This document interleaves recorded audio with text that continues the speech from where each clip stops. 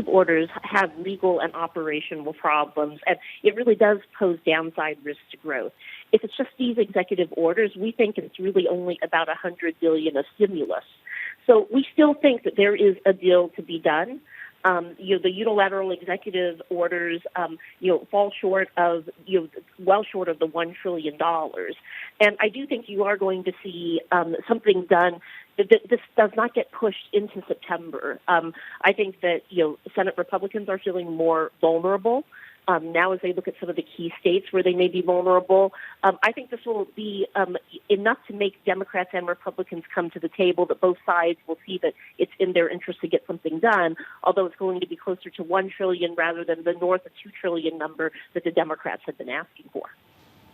Okay, fair enough. So that's one trigger that the market is focused on. The other one seems to be, of course, very clearly the anti-China rhetoric that seems to be building in the United States.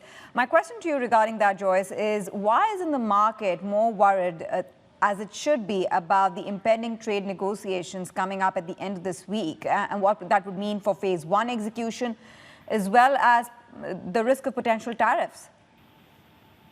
Well, the anti-China rhetoric is here to stay through the election, and I think it's going to intensify further as the election campaign gets underway. I think the market has grown accustomed to that. But I think what they're seeing is that the phase one trade agreement, I think it's more of the obligations are actually imposed on the Chinese side. The U.S. hasn't made a lot of promises. So I think that what the assumption is that phase one is still alive.